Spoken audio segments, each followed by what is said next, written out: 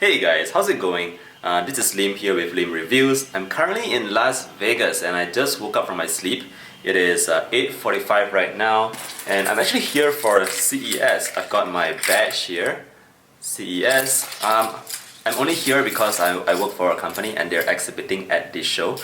But anyways, I woke up this morning and I looked at the side of my bed, and sitting right there beside me on the desk was my Amazfit GTS. And I thought to myself, I've been using this watch for 3 months now, and there's been a couple of updates that has come to the watch. So I just want to give a final 3-month review on this Amazfit GTS that I really love.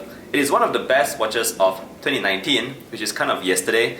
But let me just tell you why I like this watch so much. So of course there has been a couple of issues that I've run with the Amazfit GTS, and I think I want to start off with the bad things first instead of the good stuff.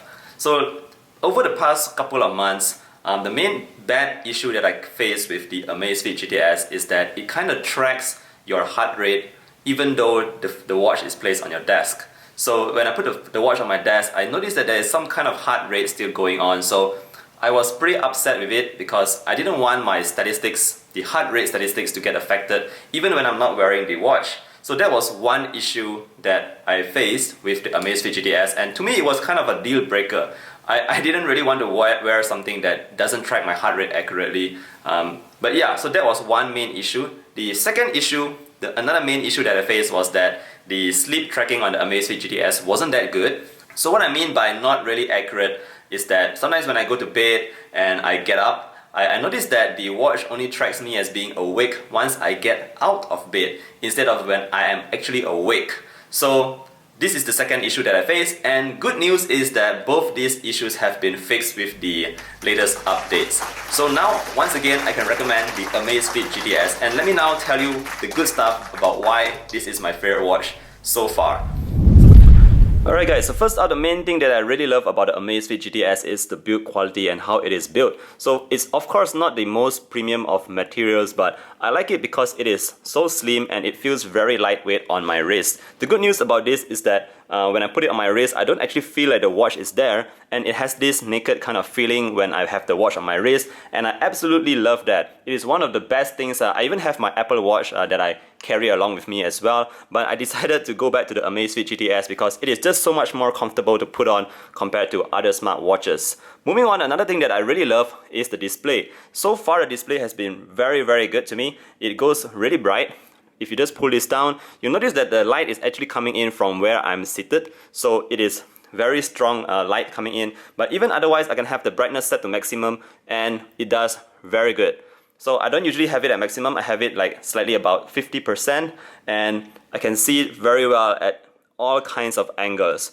Alright, so another great stuff that Amazfit actually gave us is that update that allows the always on display to run, and the good thing here is that you can set a specific time for it. So notice that the screen is currently dimming right now and the always on display gets shown on the watch itself. So it's pretty good right here because I can actually set it to only run between 8 AM till 12 AM in the midnight where I go to bed. So it won't be showing up on the screen when you're fast asleep. So I really like this feature because you can customize the time for when you want the always on display to be showing up, and I think that is perfectly fine because it saves a lot on the battery.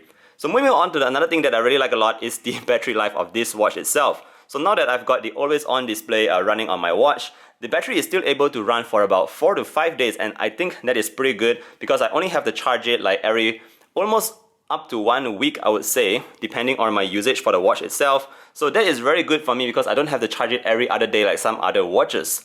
One thing that you might actually appreciate as well is the number of watch faces that is currently available on the Amazfit GTS. So there are a ton of different watch faces here, and you can only save one in the watch, by the way. But if you go to the app right here, you notice that there is so many different kinds of watch faces. I could just go on forever, and at this point, as of today, I would say there is about 100 different kinds of watch faces for the Amazfit GTS. That is simply great because you can do a lot of customizations. You can get the style that you really want for your watch itself right here. So I also have this simple, I usually prefer to go with the minimalistic kind of designs, and this is something that I really like as well. Alright, moving on to the heart rate monitor and the tracking sensors of this watch.